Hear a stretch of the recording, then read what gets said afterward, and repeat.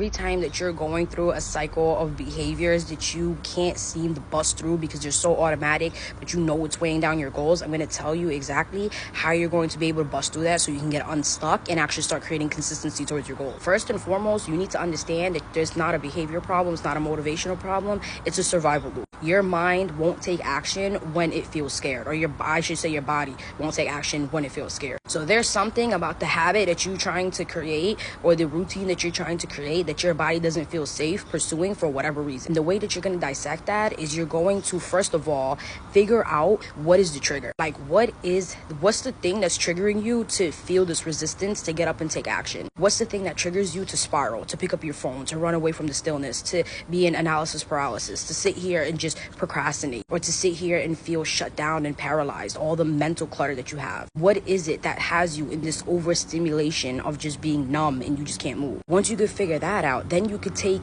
the symptoms and the clues and the hints that you have and try to pinpoint it together and question and ask yourself, why is this triggering to me? What does this mean to me? And I need you to not think with logic. I need you to think with like feeling. Well, this is triggering to me because it makes me feel this, or it makes me believe this. That's the format that you have to have. Then once you actually figure that out, now you could start asking why like 3 or 4 or 5 times to actually get to the root. Because all of these beliefs is just noise. You're just trying to get information and evidence and like clues from your head from the noise and put it on paper and try to put it all together. And everything that you put on paper that's a mess is just under the umbrella of the main limiting belief. Once you can get the main limiting belief, then you need to link where in your past is that coming from. What does this resemble from the past? Then you have to rewire that. And the way you rewire that is tell a new story and keep having actions to back up the story that you're embedding into your mind, because your mind is not going to believe it. And that's why affirmations don't work. You need proof in order for the belief to actually stamp, because the brain looks for proof for the thoughts that it's thinking. So then you need to figure out, how can I feel safe